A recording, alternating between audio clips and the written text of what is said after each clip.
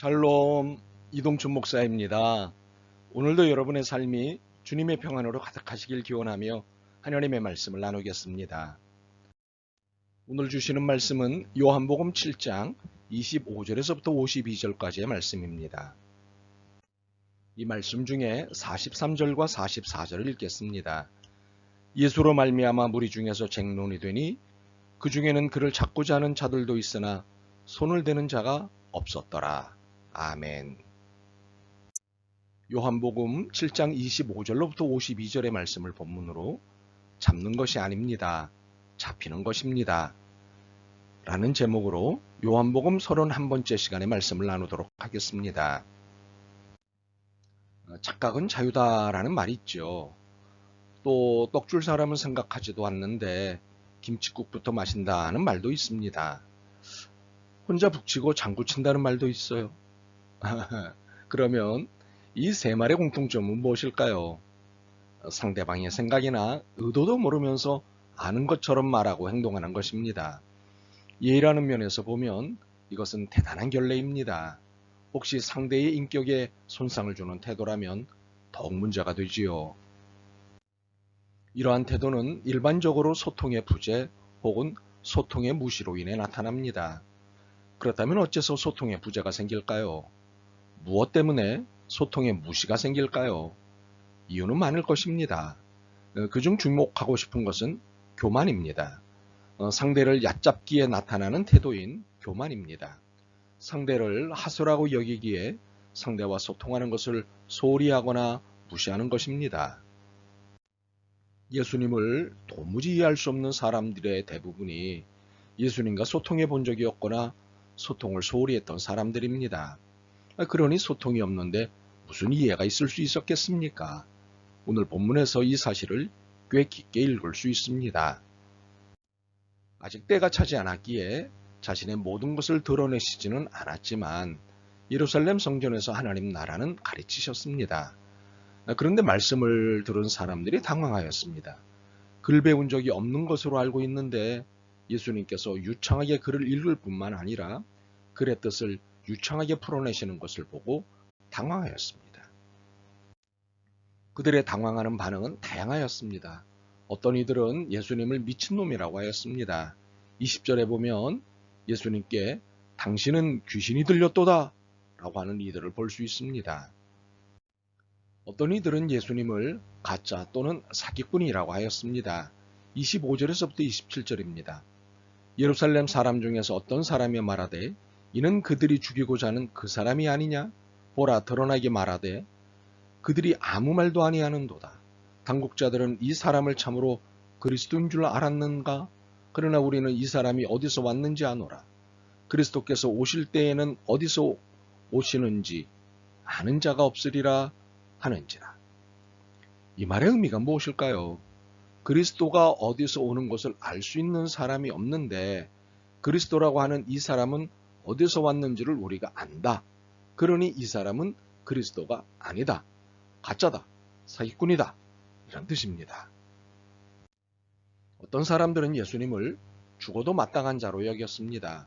30절, 32절 그리고 44절과 45절을 보면 예수님을 잡고자 하는 자들이 보입니다. 잡아서 죽이려는 것이지요. 이 다양한 반응들의 공통 특징은 당황하고 있다는 것입니다. 하나님이 보낸 분이 아니라는 것을 반박은 해야겠는데 반박거리가 궁색했기 때문입니다. 너무도 분명한 증거와 현장들이 있었지 않습니까? 오병이어의 기적만으로도 반박이 불가하지 않겠습니까? 그런데 오병이어의 기적만 있었던 것이 아니지요.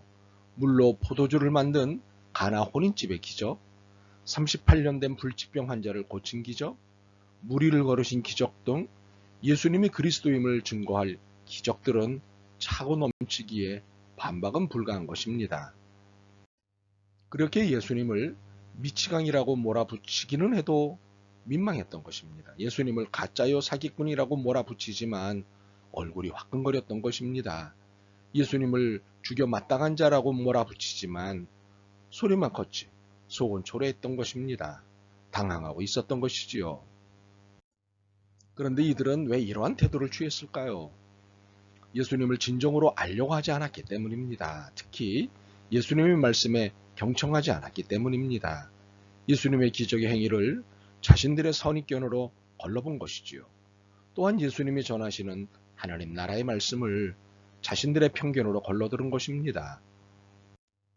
33절에서 36절에 예수님과 사람들 간의 대화를 읽어볼까요? 예수께서 이르시되 내가 너희와 함께 조금 더 있다가 나를 보내신 이에게로 돌아가겠노라. 너희가 나를 찾아도 만나지 못할 터이요 나 있는 곳에 오지도 못하리라 하시니 이에 유대인들이 서로 묻되 이 사람이 어디로 가기에 우리가 그를 만나지 못하리요? 헬라인 중에 흩어져 사는 자들에게로 가서 헬라인을 가르칠 터인가? 나를 찾아도 만나지 못할 터이요 나 있는 곳에 오지도 못하리라 한 이 말이 무슨 말이냐 하니라. 예수님은 하나님 나라를 두고 이야기를 하시는데 사람들은 땅의 관점으로 이 이야기를 이해하는 것입니다. 선입견과 편견으로 가득 차 있는 상태에서 하나님 나라가 이해될 수 없었던 것입니다. 그렇기 때문에 예수님을 잡으려고 했던 것이지요. 율법 범법자로 신성모독죄로 잡으려 했던 것입니다. 그런데 잡을 수가 없었습니다. 아무리 잡으려 해도 잡을 수가 없었습니다. 이유가 무엇일까요? 30절과 31절에 그 이유가 담겨 있습니다. 그들이 예수를 잡고자 하나 손을 대는 자가 없으니 이는 그의 때가 아직 이르지 아니하였음이로라. 무리 중에 많은 사람이 예수를 믿고 말하되 그리스도께서 오실지라도 그 행하실 표적이 이 사람이 행한 것보다 더 많으랴 하니.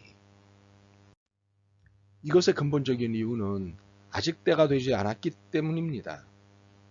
아직 잡히실 때가 되지 않았기 때문입니다.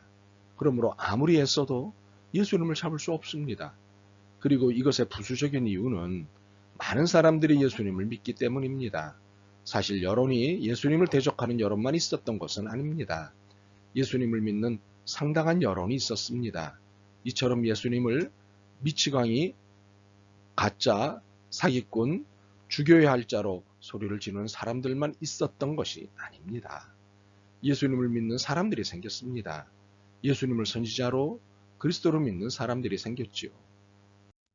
31절입니다. 무리 중에 많은 사람이 예수를 믿고 말하되 그리스도께서 오실지라도 그 행하실 표적이 이 사람이 행한 것보다 더 많으랴 하니. 이번엔 40절 41절입니다.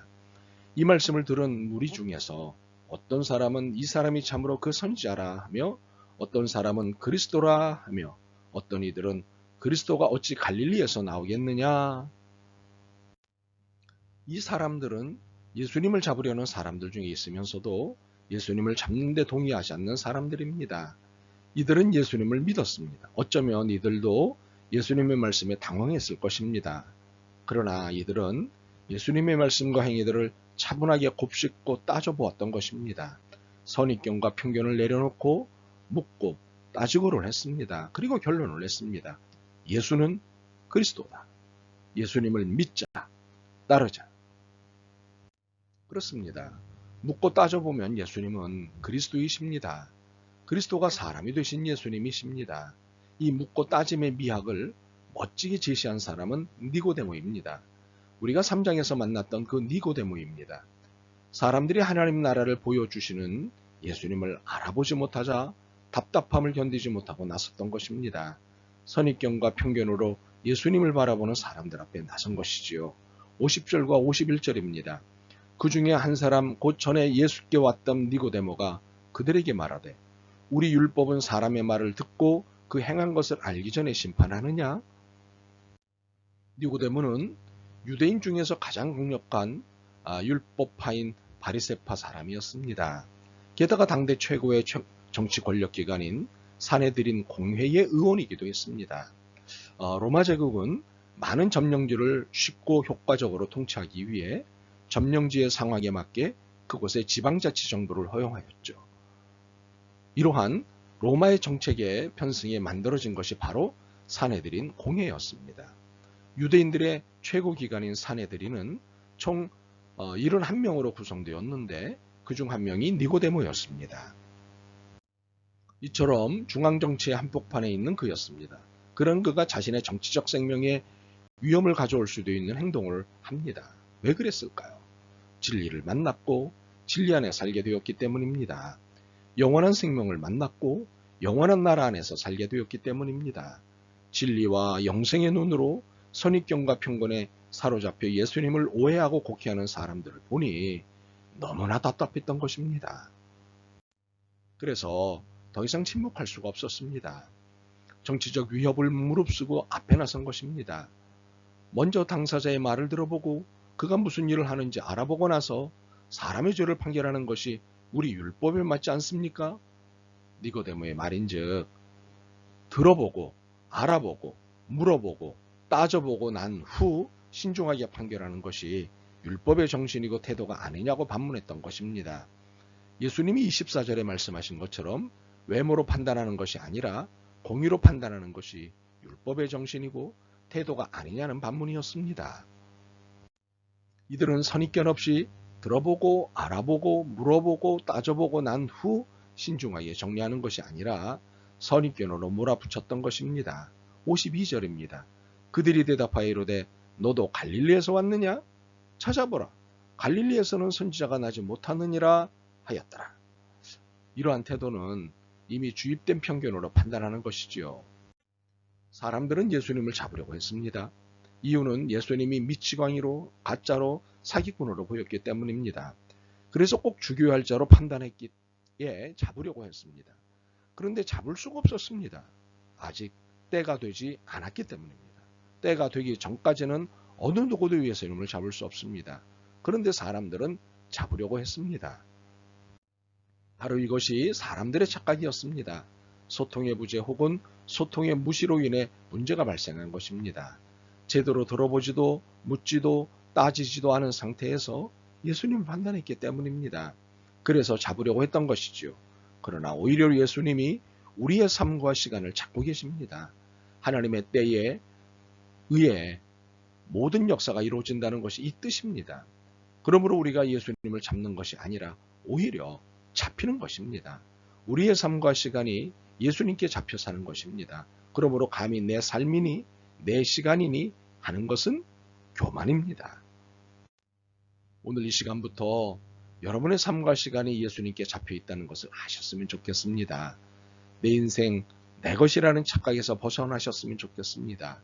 특히 내 인생 내가 함부로 할 수 없고 하나님도 함부로 하지 않으신다는 것을 아셨으면 좋겠습니다. 아멘. 주님, 저희들이 주님을 잡은 줄로 착각하며 살았습니다. 용서하옵소서.